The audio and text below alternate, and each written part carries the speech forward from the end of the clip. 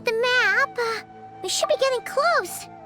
Speaking of which, the closer we get, the more Paimon's heart feels like it's beating out of her chest. Excitement! Yeah, sure, that's it. Oh look, it's Tighnari and the others. Everyone's here bright and early. Yeah, the desert's a pretty harsh environment. Better to travel at night and beat the heat.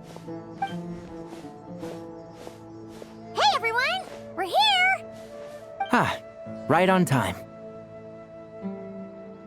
You don't need to worry about me.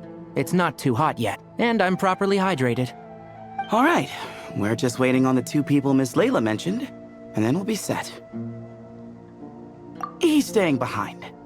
If we don't make it back after a certain time, he'll be in charge of rescue operations.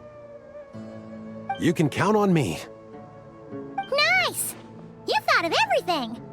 Oh, and Cyrus said he'll be in Aru Village, so he's also available if we need help.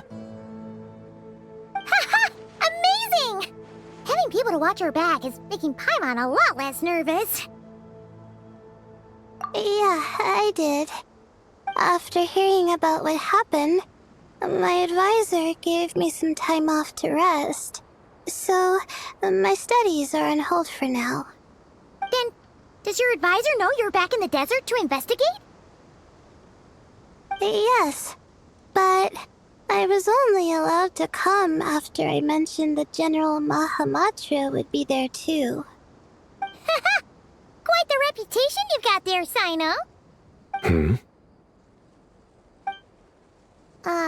Something wrong? You haven't said a word this whole time. Are you in a bad mood or something? No.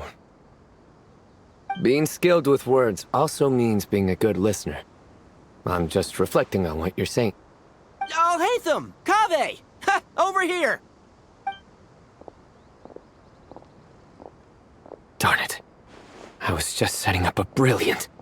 Yeah. I'm sure you'll find another chance. The important thing is, our scribe and our renowned architect are here at last. High praise. But wait, why am I renowned and not him? He's just as famous as Sino, Dia, or Nilu. That just means your level of fame is even greater. How could a lowly scribe hold a candle to you? Lowly scribe? Please. All those strings you pulled to get those new books from the House of Dana? What do you call that? Borrowing. Anyone with an employee ID can do it. Uh-huh, yeah. The House of Dana bends over backwards for just anyone, does it? Send a report to Lesser Lord Kusanali then. Let her know someone at the Academia is abusing their position. Hey! I never said abusing! Impressive verbal sparring, as always.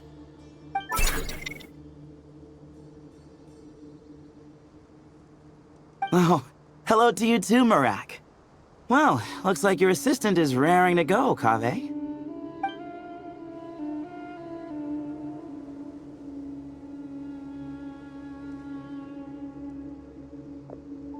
So, I say we get this show on the road.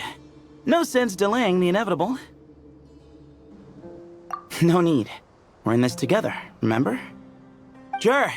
This is the entrance, yeah? Yes. Perfect.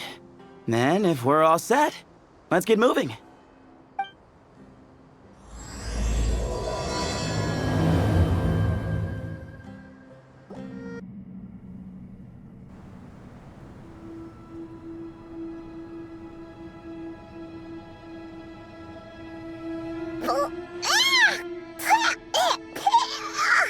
Paimon's mouth is full of sand! So that's what falling into quicksand feels like? If this was quicksand, we would have struggled to breathe.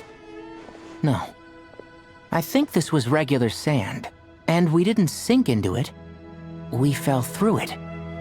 Into this place. Agreed. In other words, sounds like a you problem, Paimon. Ha, very funny. No, wait, Paimon's the only one. Ugh. Ha! See? What? I'm the only one with sand in my shoes? Yeah, right.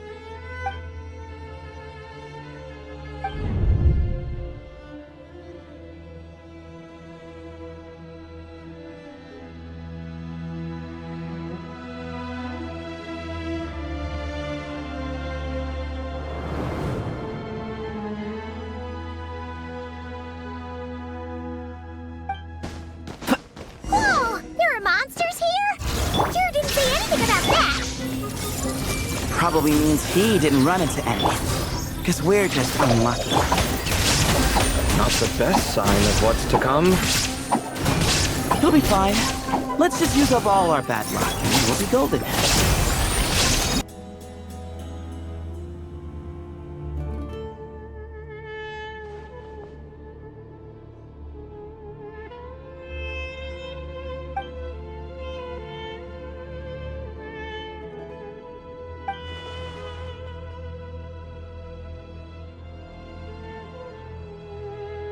Well, that goes without saying. Fair point. There's just one problem, though. The only way forward is through that door. Ooh! Is it time to hunt for a key? Paimon loves this part. Don't worry. With our adventuring experience, we'll find it no problem. Let's get searching.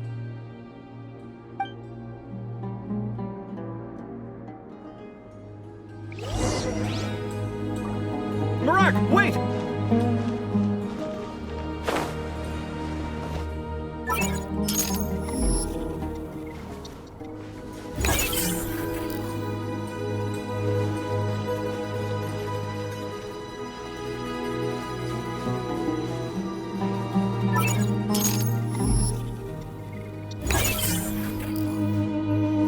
Marak seems interested in these jars. Go smash them. Ah, well, we would hate for you to have to lift a finger, Your Highness.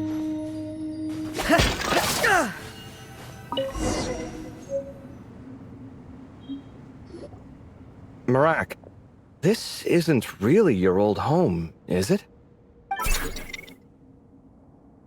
No idea what that means, but Marat does sound pretty happy. So, mechanical life forms do have the capacity to miss home. A novel discovery. Well, with Marat leading the way, we should be safe, right?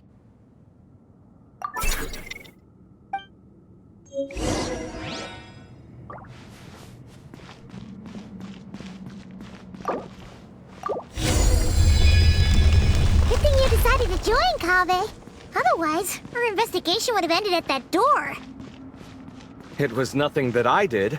You should thank Marak instead.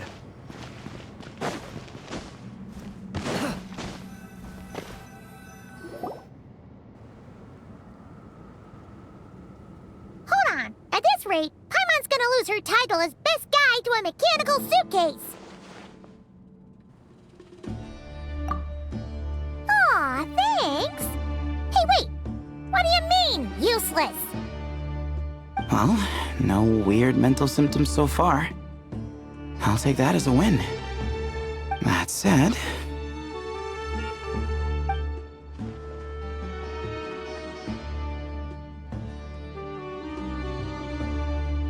There are 3 doors here. So, we split up. Divide and conquer. Otherwise, this whole thing is in ruins. No pun intended on that last part. I swear. Yeah, that might be our best option. Good idea. And the minute things go south, we go back the way we came. Ooh, this is getting exciting! So, who's teaming up with who? Paimon calls dibs on the Traveler!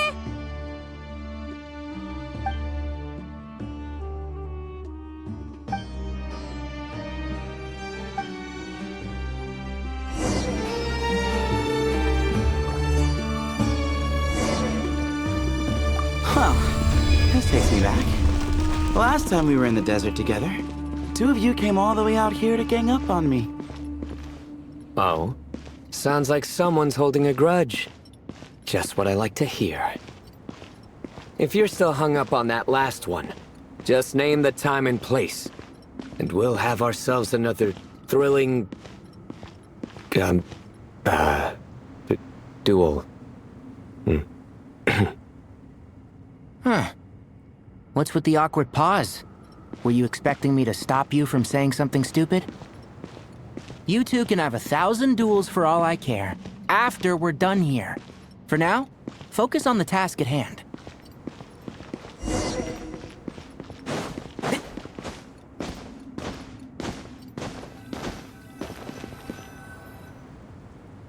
This chamber is huge. I can't even imagine what it's used for. Oh. What's wrong? I seem to have stepped on some kind of... stone slab. Huh. There's a pattern on this, but it's hard to make out with all the dust. Huh? Look! The shape seems to match the markings on the ground over there. Let's slot it in and see.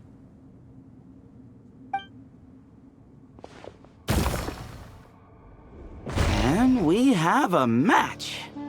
Looks like we need to find the other 3 broken slabs. Let's search the area, but be careful where you step.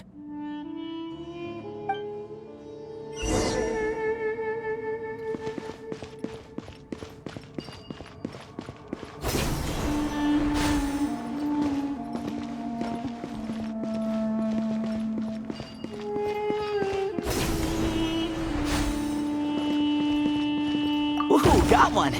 Ouch, but watch out. The edges are kind of sharp.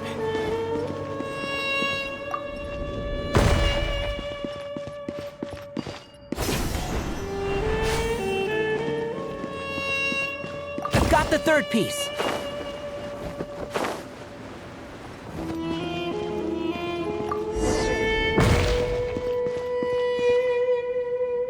We just need one more. Huh. Look, a cat. Could it be the same one Jer mentioned? I don't think we need to worry about startling him. He doesn't seem afraid of people. Yeah. If anything, it seems like he wants us to follow.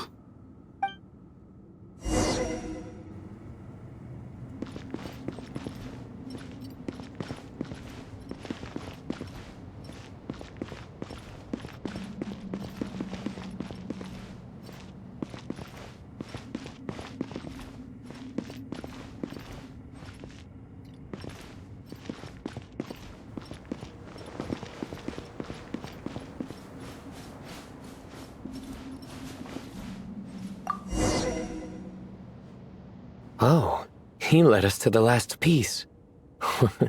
Who's a good kitty? I never thought I'd hear you say something like that. You've clearly never heard how the professor talks to his tomatoes, then.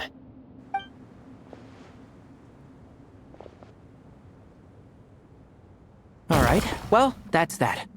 Now, we need to figure out how to get rid of all this dust.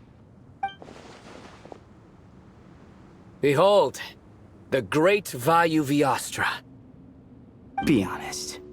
You've been waiting to say that for... how long now? Just activate the mechanism.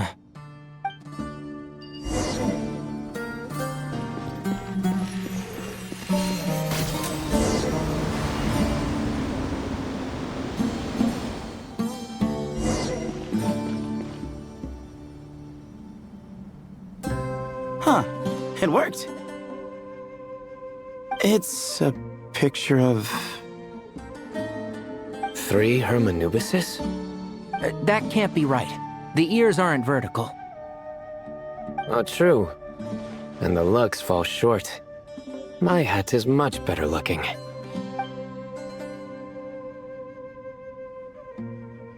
A goat, an ibis, and a crocodile. Oh, wow. Our botanist knows more than just plants. Riveting observation. I was just thinking. These three figures look a lot like the 7 pillars of King Deshret. That's right. These are our colleagues.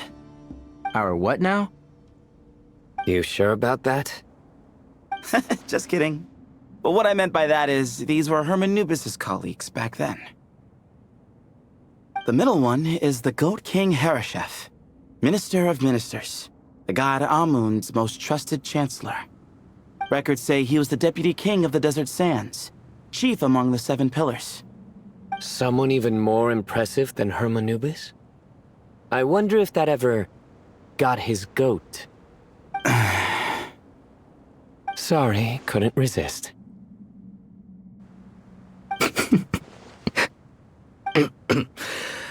Okay, that was a good one. Wait, really? I've got so much more where that came from. Where were we? This is Sopik, the Crocodile King, captain of captains. As the name suggests, he was a valiant commander and had dominion over all weapons of war. And finally, this is the Ibis King Thoth, scribe of scribes. Your memory's pretty impressive. I bet you're almost as good as me at memorizing cards. A scribe? Did he manage archives then? Like Alhaitham? Wait, that's all Alhaitham does? I never knew being an academia scribe was such a cushy job. Well, that's how his friend put it, anyway. But it does seem like he has a lot of free time. Well, I don't know much about the academia, but I'm sure the Ibis King had more responsibilities than that. The temple's records say he represented the wisest aspects of King Deshret, inventing the desert script and arcane arts at his king's command. He must have been quite the impressive man then. Or creature, depending on how you look at it. Still, why are these three the only ones represented here? What about the other pillars of King Deshret? Maybe because the 3 of them were extra close? Huh. Kinda like us. Oh yeah! Maybe we should have someone inscribe us on a commemorative stone slab too. Or we could just take a picture. It would serve the same purpose. Anyway, no more distractions. Huh. Doesn't it look like there's writing carved into the corner? Huh. There is. And it's in the ancient desert script too. Looks like the Ibis King left you some homework. Give me a sec. I'll try and translate it. The ministers are unvirtuous. The scribes unwise. The captains unworthy. My end is not humanity's end. Hereby bestow upon you all the far side of eternity. Wait, so they went to Aru? It doesn't sound like it was their idea. The far side of eternity is said to be the final land of dreams for all desert dwellers. But if such a place did exist, wouldn't it also be an inescapable prison? Yes, and based on the writing here, it's clear King Deshret wasn't pleased with these three. This gift he bestowed upon them seems more like a punishment. Such is the power of a king, I suppose. Which means the goat's the one who got in the end. Huh. Yep, not as good the second time. What? Impossible. Well, looks like that's all we can learn here. Should we keep going? Yes, no time to waste.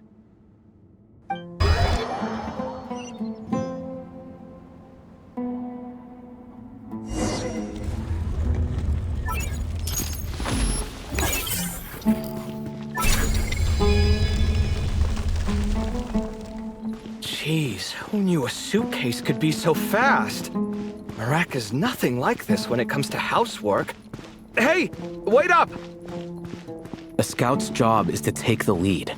Just let Marak figure it out. Easy for you to say. I'll be the one doing the repairs if something happens. Why don't you go scout ahead then? When I think of a comeback, I'll let you know. No rush. Oh, Marak stopped. What is it? Found something? Looks like something covered in sand. Let's get it out then. Come on. Oh, it's a stone slab. Good job, Marak. Let's take a look. Huh. Looks like this part of the picture goes over there?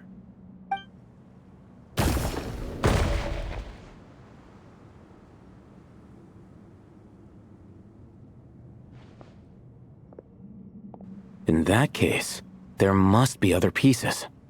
All right, and let's look around. Hey! Why are you sitting down? I thought Marak was helping.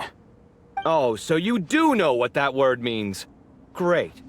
Are we supposed to just sit back while Marak does all the work? No, I doubt you could do that.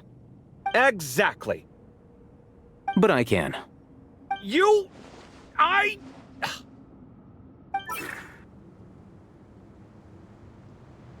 See? It's all coming back to me. How insufferable it is to work with this no-good, do-nothing... We could be more efficient, I agree. I'll work on this piece. You take care of the rest.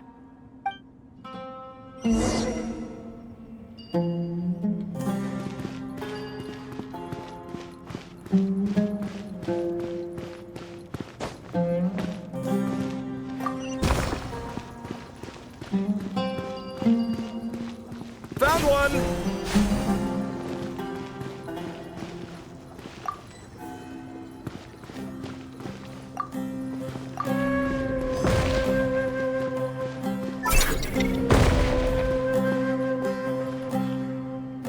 Good teamwork.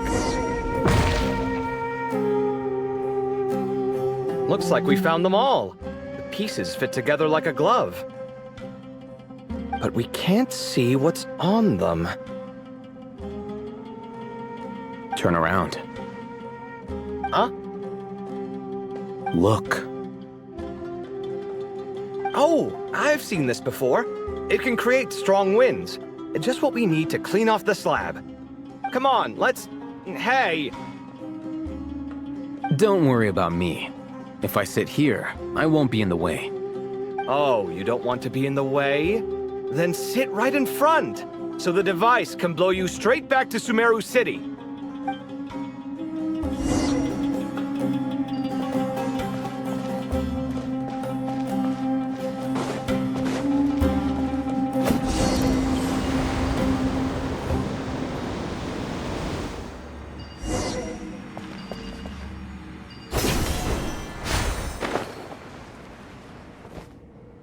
Done.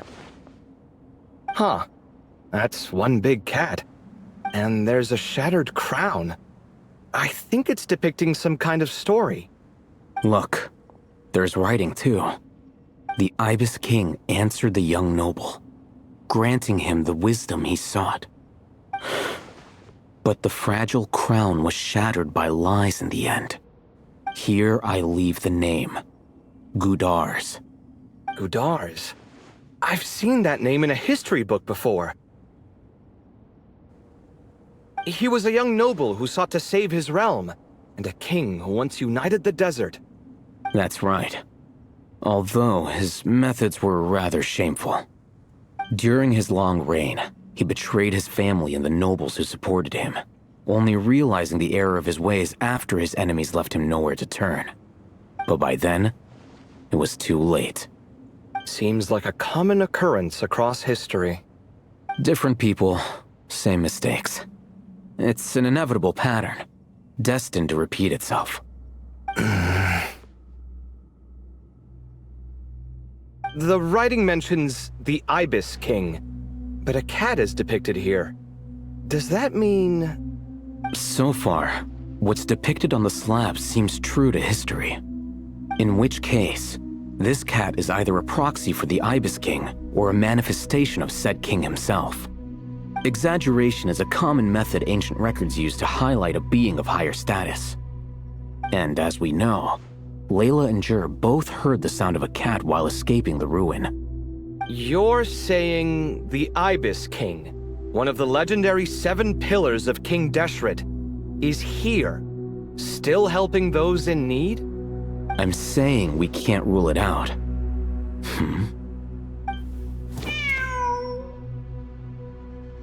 Wait, there it is!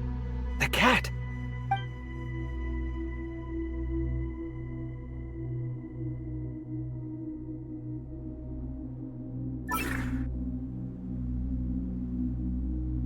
Ah!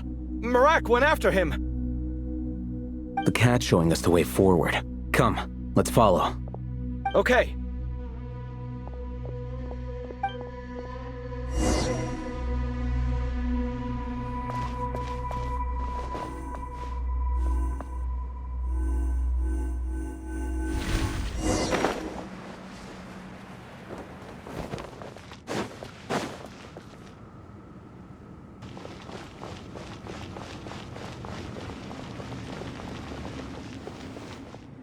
Huh.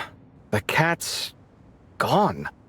Yes, but look where he led us. Oh. Another slab. It looks similar to the last one.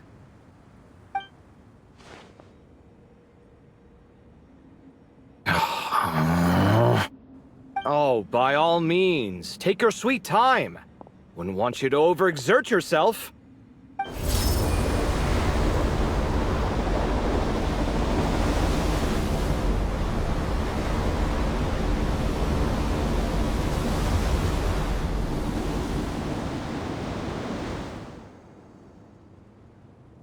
Huh. The scene depicted here... Seems to be a different tale. The Ibis King answered the gin-blooded dancing girl, granting her the wisdom she sought. But enemies plotted to kill her close kin. Snake venom was her self-chosen end. Here I leave the name. Makaira. The Temptress of Woe? You've heard of her? Of course. I don't just sit around doodling all day. She's mentioned in tons of papers about the desert. As I recall, she was given as a gift to the tyrant king of Gurabad, and later seized the opportunity to kill him. After getting her vengeance, she reigned as queen for many years, until her enemies attempted a coup, and she took her own life. That's more or less the version I've read as well. It seems this queen also had dealings with the Ibis King. Yeah, I'm starting to find this whole granting wisdom business a bit concerning. I mean, considering how Gudar's and Makaira ended up, it might not have been a good thing. But, at the same time, if the cat guiding us is linked to the Ibis King, then he doesn't seem like a villain either.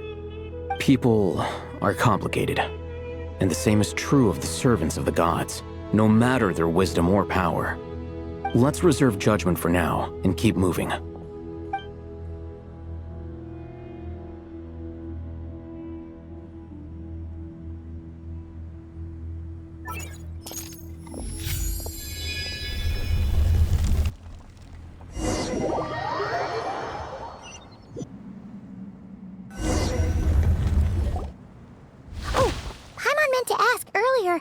Have your memories come back, Layla? No, sorry. To be honest, nothing about this experience feels familiar. Besides, my focus is the stars, so I don't spend a lot of time exploring ancient ruins. Guess that makes us the senior researchers in this scenario. Stick close, all right, Layla? Okay.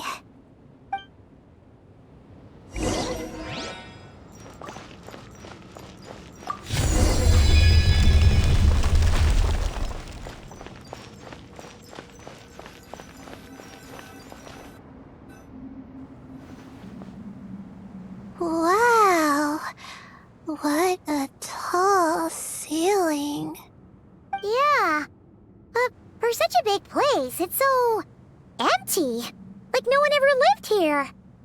Sure must have been boring to live in ancient times, staring at ceilings all day. Now that you mention it, I've heard some people used to draw star maps on their vaulted ceilings.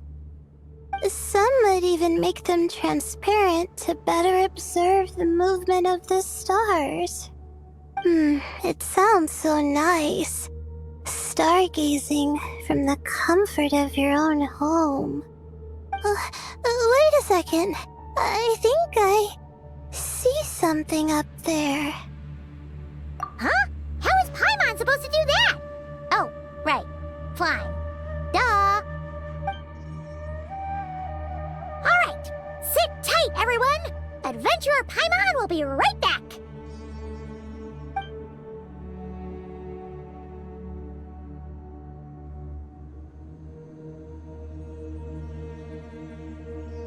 Okay. So, there's nothing super special up there. Just a couple of shelves, tables, jars, and scrolls. And a whole bunch of dust, dirt, and sand. You really want to search through all that stuff? Well, when you put it that way... Come on then, let's see what we've got. Paimon's hoping for something super valuable. Thanks. I'll stick close.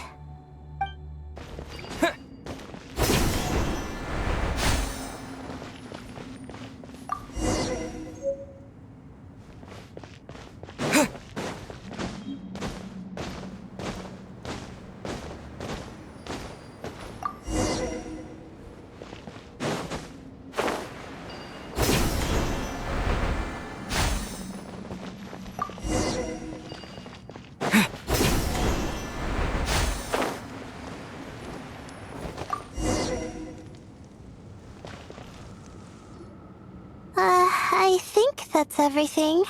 Most of the documents are in the ancient desert script, except these ones. These seem old as well, but the handwriting makes them stand out. Right! Let's arrange them in chronological order before we read through.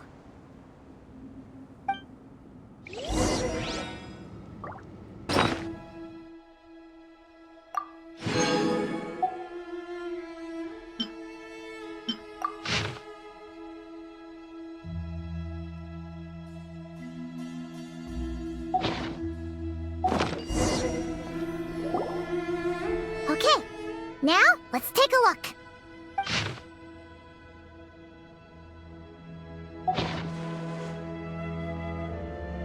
Maybe this person fell in by accident, like Mr. Jur and me. Yeah, maybe. But they don't sound super worried about their situation. So, either this person's an ace adventurer, like the Traveler, or some kind of super optimist. An optimist, huh? Oh, I wish I could be that sort of person. That's right! You're detailed and passionate. Great qualities for an adventuring buddy. This optimist seems super obsessed with exploring every corner of this place. That could have gotten them in big trouble for all we know. Well, I appreciate the compliment. It's almost magical how words like that can make you feel like you can do anything. I only wish that magic could last a little longer. Until I figure out my new study topic, at least.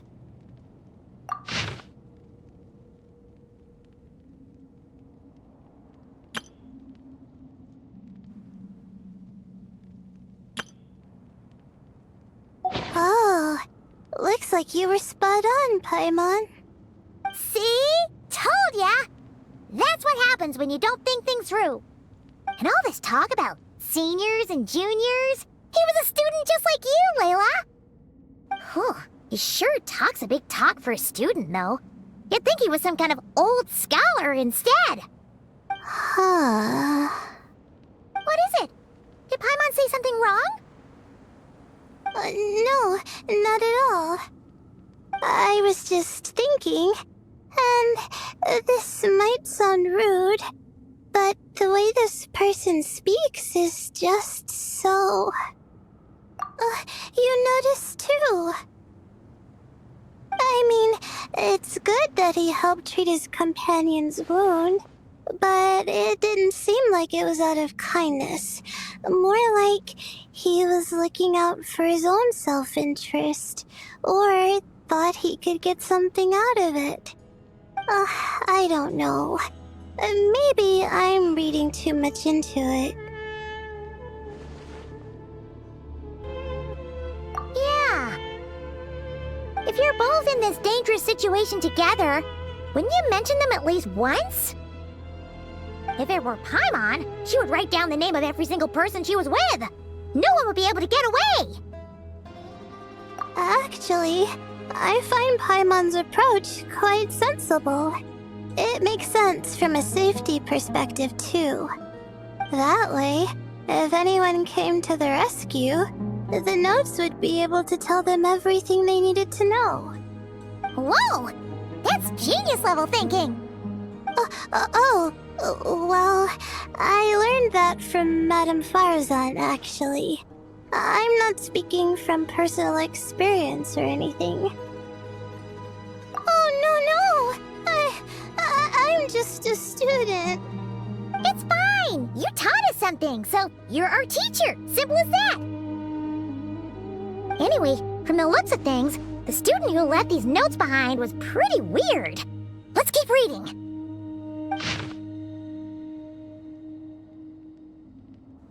Whoa! Hang on! That's a lot of information. Paimon needs a moment to take this in. The Ibis King. So, did this person actually meet the Ibis King here? Sorry. Who? Jeez, not again! Stop teasing her, Traveler! You know she was asking about Nefer. Anyway, Nefer's, a friend of ours. And she's mentioned the Ibis King before, but not in much detail.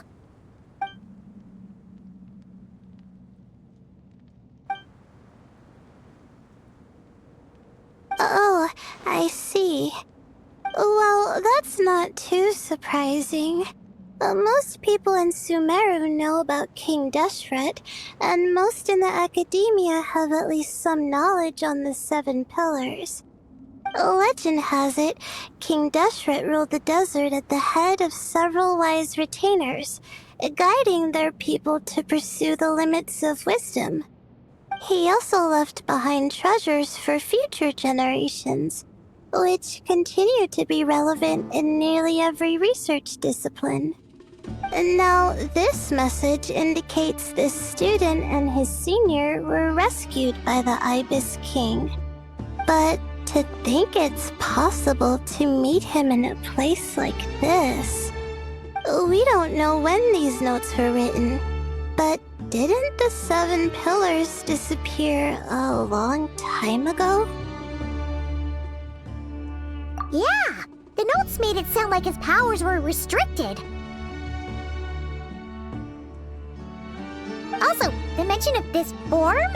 What is that supposed to mean? I'm not sure. Let's keep reading.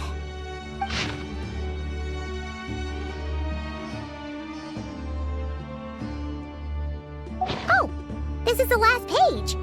There's even a signature at the end. Well, sounds like they made it out. Guess it was a happy ending after all. Wait, but it says, the Ibis King cannot be trusted. Huh. Our friend said something similar. That the Ibis King was a liar. And the notes did make it seem like something wasn't quite right with him.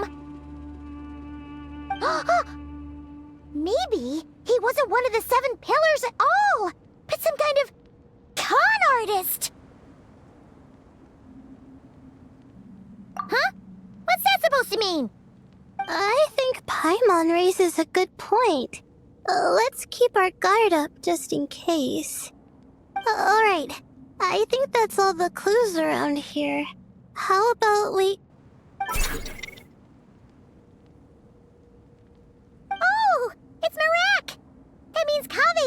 should be around here, right? Hello? Anyone up there? Can you hear us? Yeah, we can! You know, sound travels just fine in an empty chamber like this. You don't have to shout. Of course, if you're shouting to express your excitement at being reunited, by all means, pretend I never said anything. Yelling like this is kinda exhausting. Come on, let's head back down.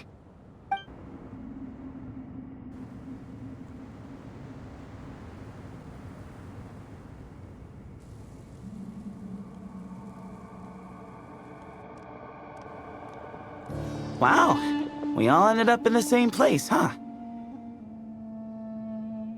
Yeah, what a coincidence. Indeed. Or as I like to call it, the chai factor.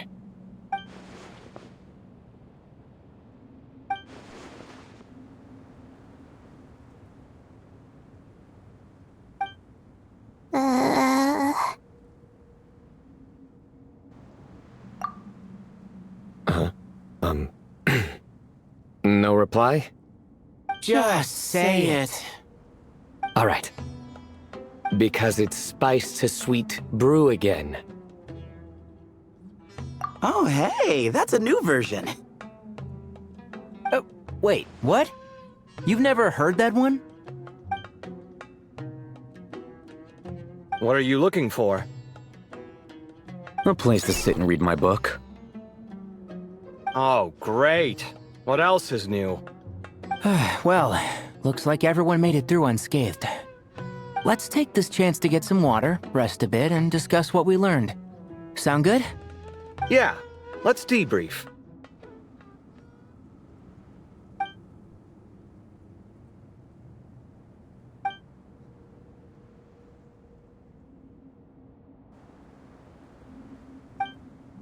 Okay, so we all learned a lot, but it feels like we ended up with even more questions. Yeah, but one thing's for sure. This place is tied to the Ibis King in some way. Hey, Sino. You're the current representative of Hermanubis. Can you call him up for a sec? Of course. Just let me sense his presence.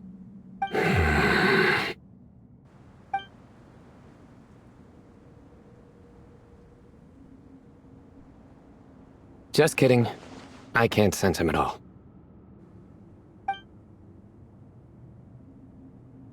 Jeez, Sethos. Did you set him up for that one? What are you, a two-man act? Sorry, Hermanubis isn't like the Ibis King. He can possess me, but I can't talk to him whenever I want. Oh, truly? Does that mean he's gone? I would have liked to reminisce about old times with him. Ah, the cat! It speaks! Of course it speaks. In fact, it is not an it at all. You do me a great offense. My apologies. Esteemed cats, sir?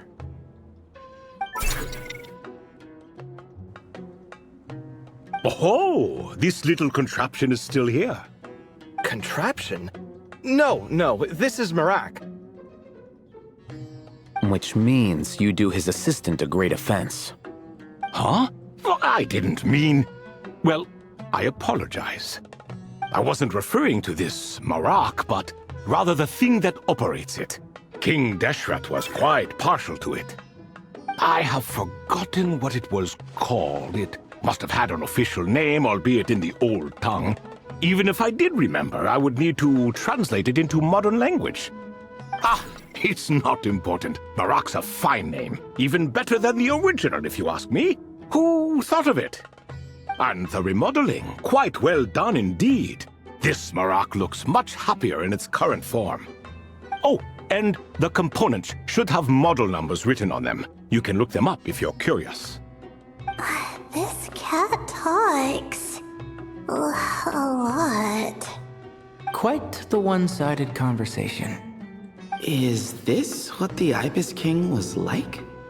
He seems quite eloquent. I wonder if he plays cards. Ha! I knew Marak was a great name. Go me. Let's see, what page was I on again? Should have brought a bookmark. That all went over Paimon's head.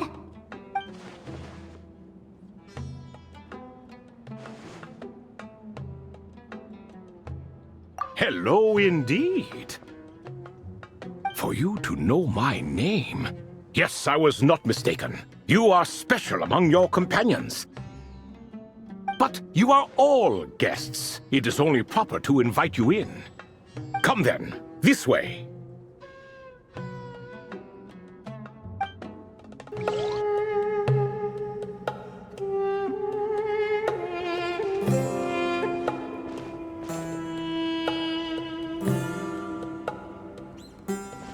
Welcome to my humble abode.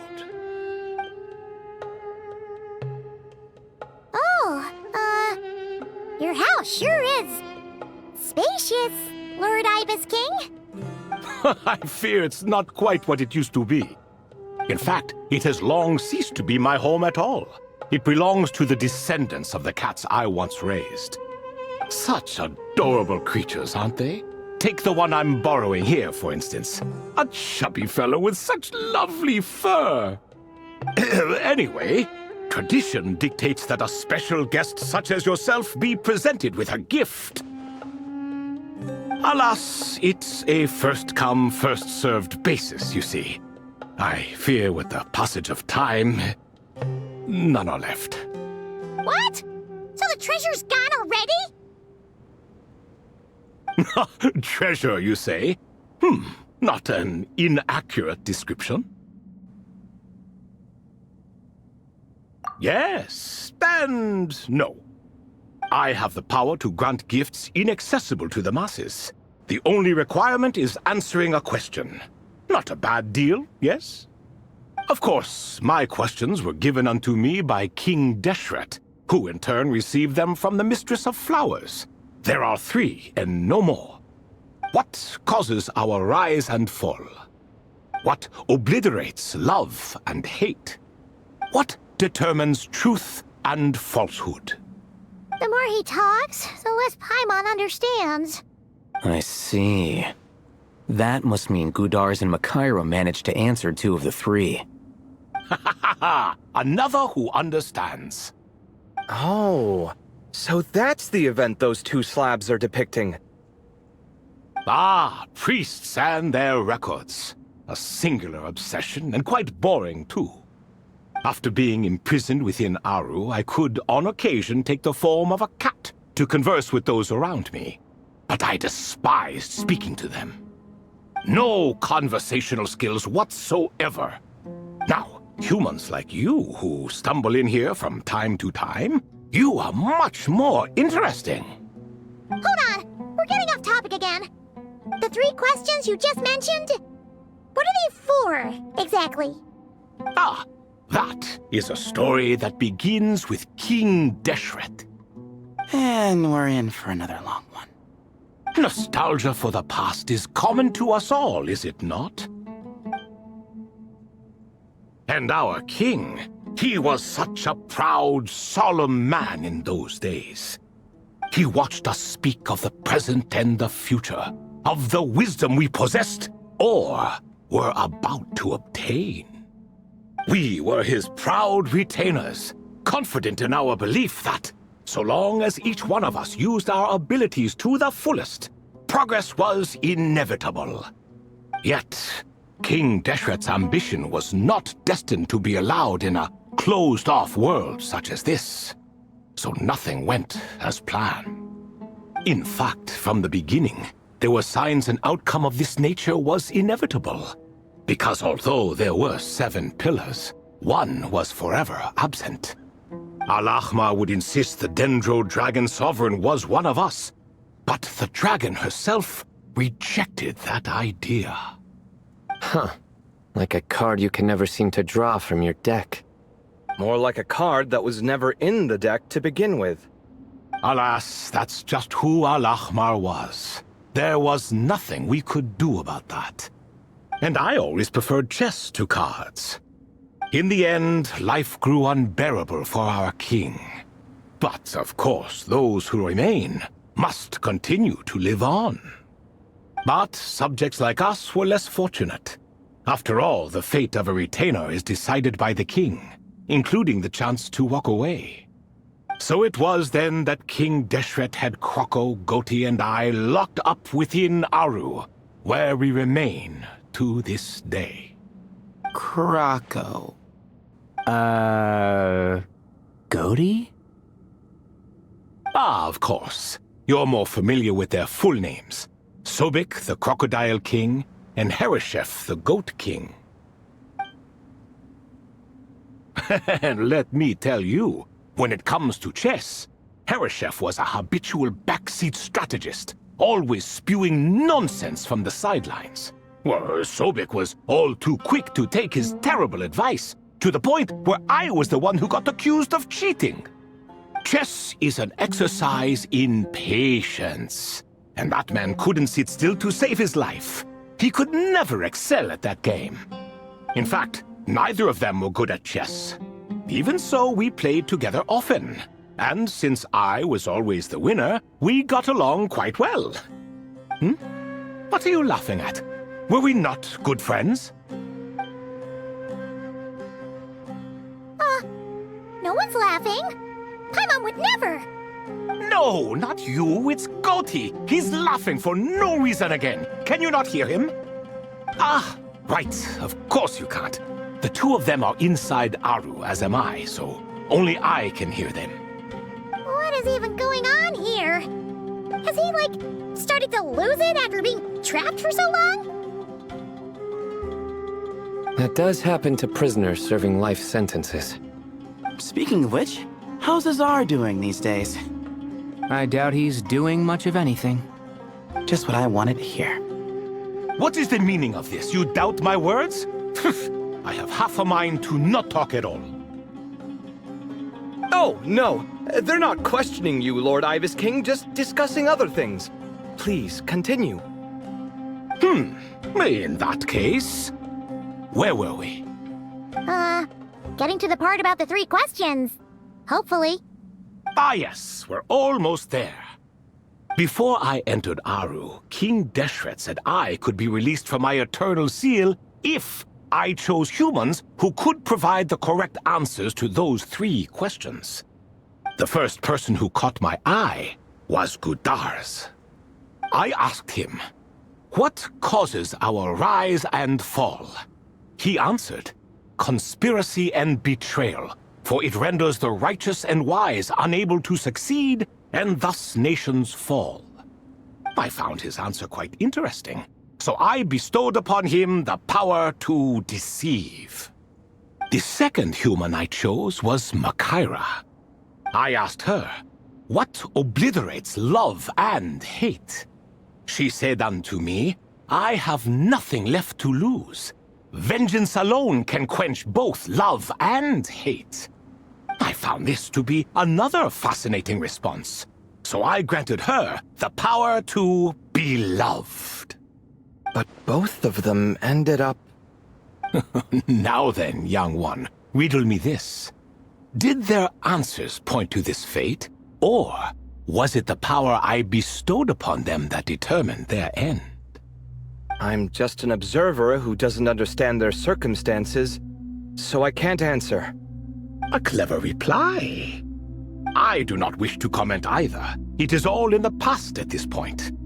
My only wish was for their answers to be acknowledged by King Deshret's rules, and bring me one step closer to freedom. As for the final person, her fate remains to be seen, so I will not reveal her name. I asked her, "What determines truth and falsehood?" and found her answer quite compelling, so I bestowed upon her a gift to match.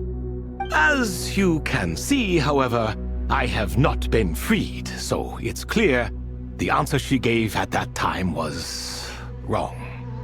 But alas, 3 people were chosen and 3 questions were asked, so now all I can do is wait. Wait until her wisdom is in line with the rules set forth by my king. Until she has found the true answer to that question. No wonder there was no third stone slab then. Or perhaps you're just not ready to include her in the story. Though, that might be a generous interpretation. Well, it's not merely because her story remains unfinished. As the remaining priests of this place left or passed on, there were none left to record the events that followed. Besides, stone slabs are few and far between in the Great Red Sands. In the sprawling desert, very few things or people even manage to leave a trace.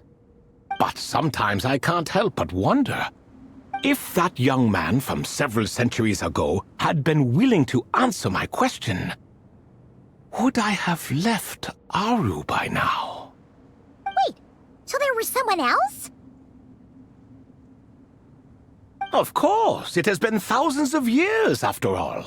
All sorts of people have stumbled upon this place, but I only chose the special ones. That young man had such a singular intelligence, though his companion, by contrast, was rather average. The author of those notes we found? The student named Zandik? Ah, yes, I think that was his name. In truth, I was unsure whether I should grant him my third remaining gift. He was, of course, exceedingly clever, but he was also mistrustful and narcissistic in equal measure, and there did not seem to be a line he was unwilling to cross. Too much power could be dangerous in the hands of someone like him, so I found myself rather relieved when he declined my gift. Oh, he turned you down? Did he give a reason? Yes. He said he didn't need it. I still remember the look in his eyes. Nothing stood out per se, and still I could sense contempt and disdain radiating from his gaze. I could not give an exact reason, but on instinct I just knew it would not end well to get close to a man like that. So, I tricked him. Stick close to your companion, I said. Only the descendants of Tuletula can come and go as they please. Leave him behind, and there is no escape for you. So, does that mean his companion wasn't a descendant of Tuletula? Oh no, that part was true. The lie was in the other half. Anyone can enter or exit this place. There are no restrictions. I saw that his companion was exhausted and was concerned Zandik might leave him behind, or worse, that some other accident might befall him. So I made up an excuse to prevent Zandik from going a step too far. Oh, and speaking of, Sandik's companion had the same blue hair and pointed ears as you. Wait, does that mean Layla's also a descendant of Tuletula? Indeed. When Hermanubis founded that city, he took in many who had nowhere else to go. Today their progeny are scattered to the four winds, and indeed are far more numerous than I could have imagined. So the person you protected could have been my ancestor. Yes, yes. You're very welcome for that. Could I ask another question, Lord Ibis King? Of course. I have nothing but time, I'm afraid. Did you also save me and a man named Jur? I did. You two were quite unlucky bumping into a device King Deshret once used to measure human brain power. That contact caused more knowledge than you could handle to flood into your minds. So I replaced that knowledge with simpler, repetitive information. Of course, the side effect being the same thought repeating over and over again in your mind, but that should resolve itself in time. How many moons are there in the sky? Yes, that was the phrase I used in your head. I forgot the other one, though. I believe it had something to do with food. Both were spur-of-the-moment decisions, so No need to dwell on the meaning too much. Oh, I see. Thank you, Lord Ibis King. As I said, young one, you are most welcome. If you're inclined to return the favor, perhaps you could turn off that device so no one else can trigger it? There's only so much a cat's paw can do, so I'm afraid this is something I must leave to you. Or Marak, I suppose. Oh, splendid! Another one bites the dust. Such is the fate of things here. Day by day, little by little, the remnants of ages past fade into obscurity. For that reason, the gifts of bygone eras, be they tied to your blood or technological in nature, are not to be revered. They are tools, nothing more. Disrespectful? I simply make the most of what I have. Besides, our king has been gone all these years. What good does it do to revere him now? Oh, are you talking to the Goat King again? No, Croco this time. He's pestering me for another game of chess. Says he wants to even the score. Wishful thinking, if you ask me. If we counted one push-up for every loss, he'd owe me 300,000 by now. Of course, that's just a rough estimate. I've never kept count. It appears that's something you like. Being someone unable to be defeated. I suppose so. All right then. Time for me to extend my winning streak, and for you all to head home. In truth, deep down, I know even the answers to those 3 questions will not change my fate. But that is for me to reckon with. Go on now.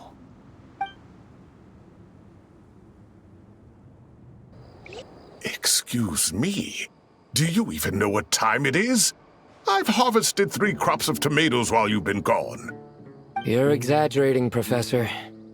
I'm making a point. There's a difference. Sincerest apologies for keeping you waiting, Professor Cyrus.